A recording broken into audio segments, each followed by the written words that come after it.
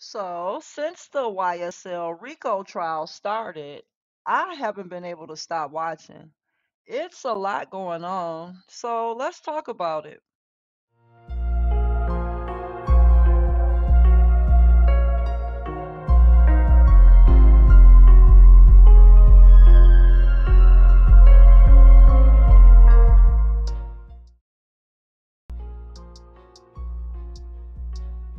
Welcome to my channel. Thank you for clicking on the video.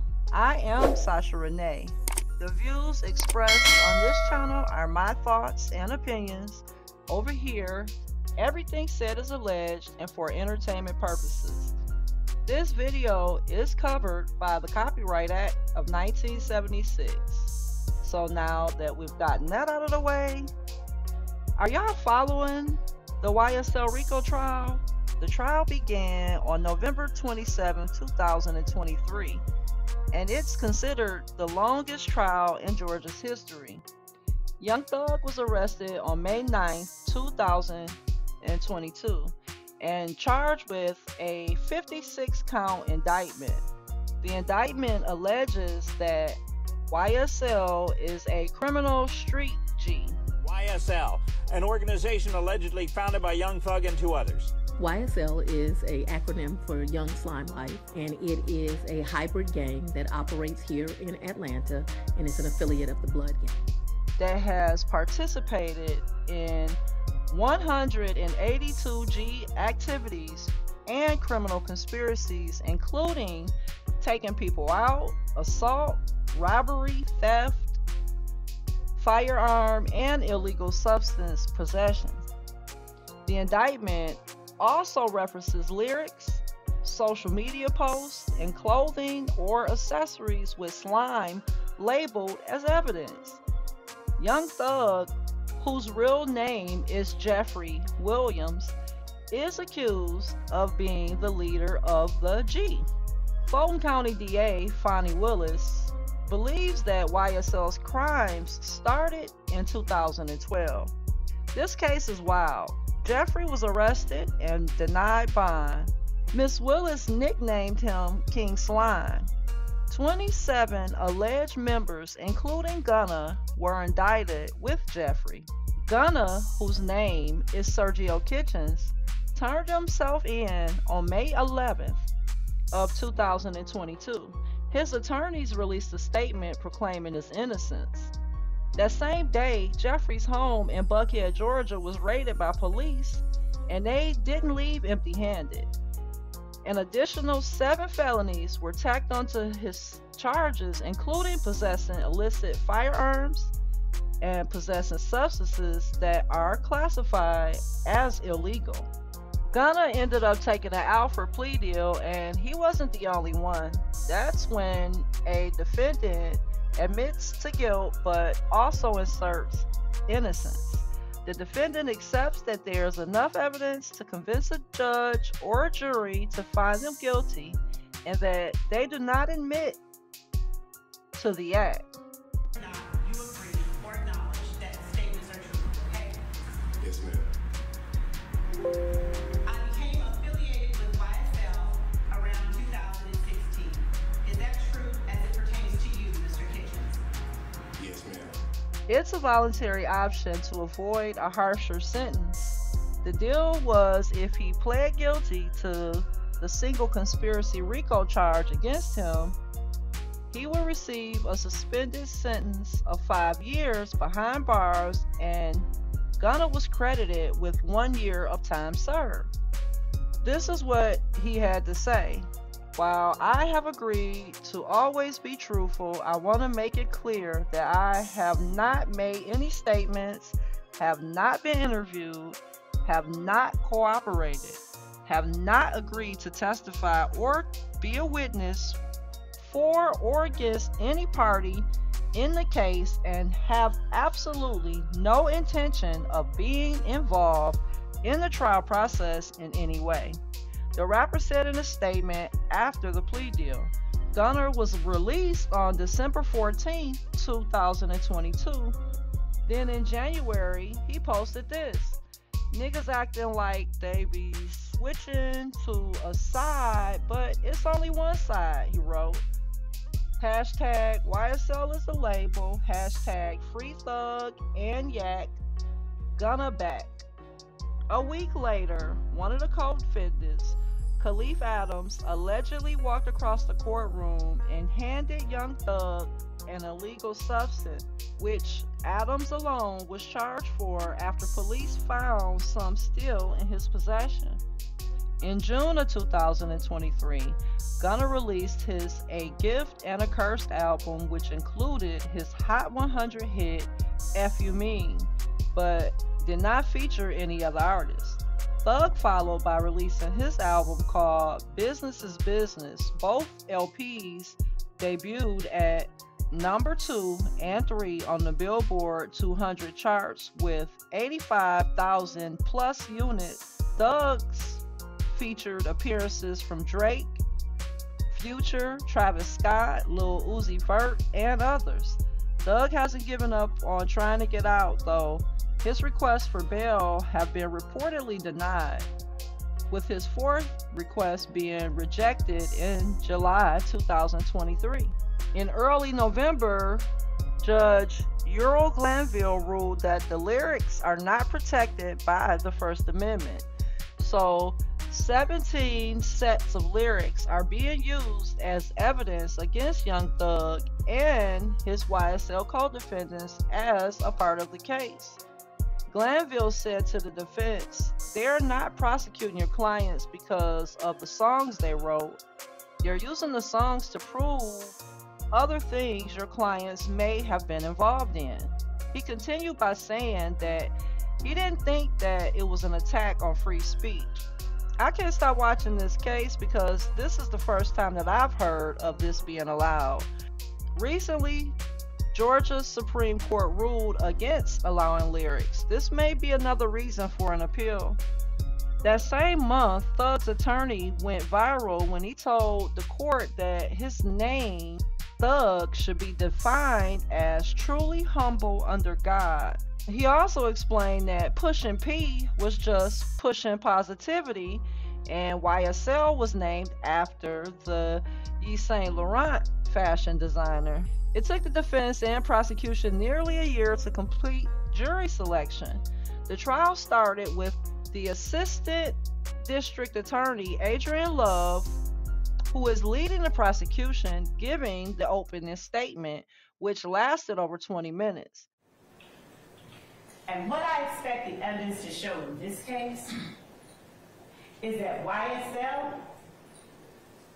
the group made up of the defendants sitting before you today, along with other both indicted and unindicted co-conspirators, YSL operated as a pack. During the defense's opening statement, defense attorney Brian Steele motioned for a mistrial.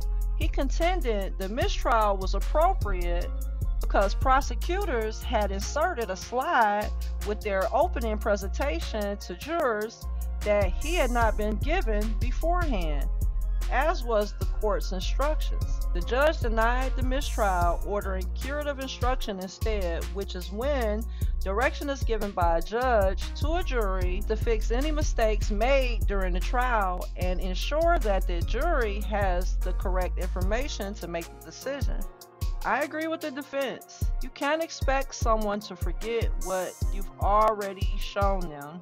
There were other issues with the slides. After the mistrial matter was settled, further objections from defense attorneys arose as they said slides slated to be shown further into opening statement contained errors about their clients.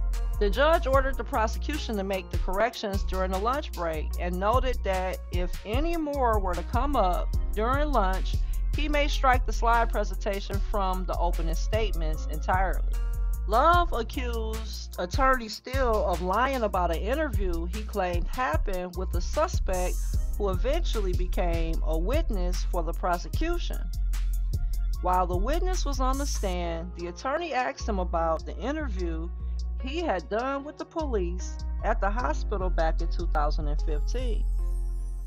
Love interrupted with an objection and said that the interview never happened, but still was able to prove otherwise when the police officer who was involved in the interview got on the stand.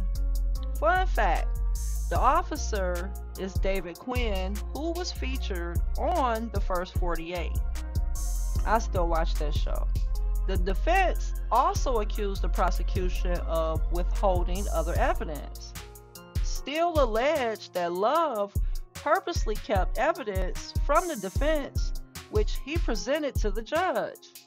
She was reprimanded but still didn't think that was enough. The defense felt the judge was working against his client, and attorney Brian Steele accused Judge Glanville of addressing him inappropriately on several occasions in front of the jury.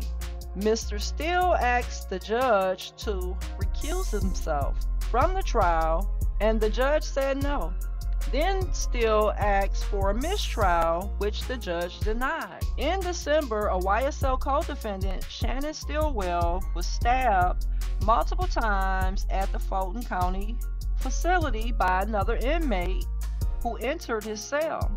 Stillwell survived his injuries after being stabbed in the back, stomach, and shoulder. In January, Thug's legal team played Rich Gang's Lifestyle, which was Thug's 2014 breakout hit, in an attempt to convince the jury this was merely art. All right, Mr. Kokomo, go ahead and play it, sir.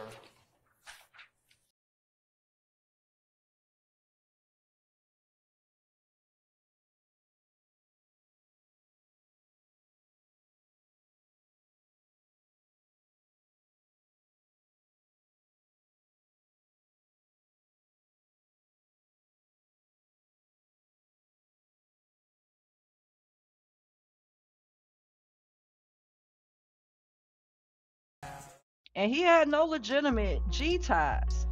While others wore red colored clothing in the extravagant music video, Thugger didn't have any red on. On February 16th, a former co-defendant of the YSL trial named Tenquarius Mender and his attorney Nicole Fagan were both arrested in court on charges related to a separate 2022 Atlanta G incident. Ms. Fagan was charged with participating in criminal street G activity and evidence tampering. Fagan has been accused of telling the alleged unmanned to dispose of the weapon. Mender's case was separated from Young Thug's in May of 2023 and will be tried separately. So this case has seen all kinds of twists and turns. Prosecutors called Adrian Bean to the stand to get his testimony about his comments regarding Thug's alleged G ties, which Bean made when he was arrested in connection to a drive-by. Told a few, and I'm just not going to, Detective Quinn on September 17, 2013, that you told, at 45:33, that you told a few, and I'm just not going to say it, but bull blank lies to the detectives. You remember that?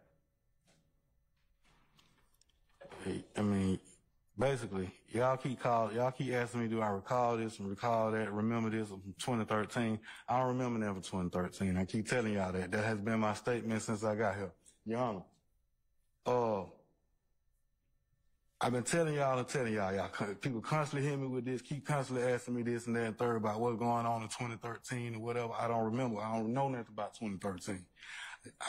All I can tell you is, y'all got my name on a recorder, my phone number on a recorder. These people threatening me. They calling my phone. Your Honor, I done lost my job. I got a lot going on behind this here. I put all this behind me, sir. Everything that had going on with me, I put everything behind me and kept moving on about my life, sir. Your Honor, I can't continue to keep going on like this. I don't remember nothing from 2013, sir. Mr. Bean, you have to answer the questions, okay? I constantly keep telling them and constantly keep telling y'all I don't remember nothing from 2013. The hearing took a turn when Bean claimed he was high. Can I get a water or something? I'm so high right now, y'all. I'm about to go to sleep on y'all ass. In February, the prosecution played a 911 call in court made by an anonymous woman on September 11, 2013, in which she identified Young Thug as the ooter in an incident of a mutual friend. Her testimony was, "They came to my house and told me that the guy who shot somebody's name was Young Thug, whoever that's supposed to be."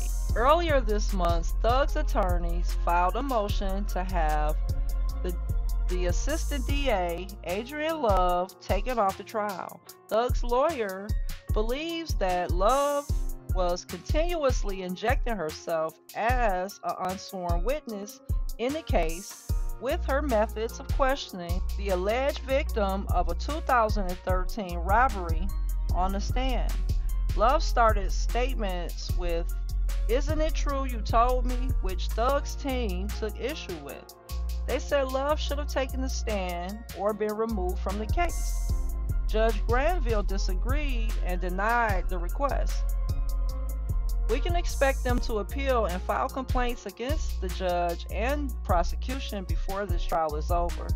So out of 28 originally charged, only 6 defendants remain, including Jeffrey. The prosecution is still calling witnesses, and I am still watching. Are you watching? Y'all drop down in the comments and let me know what you think. And don't forget to like and share the video and subscribe to the channel. And I'll talk to you in the next one. All right. Bye.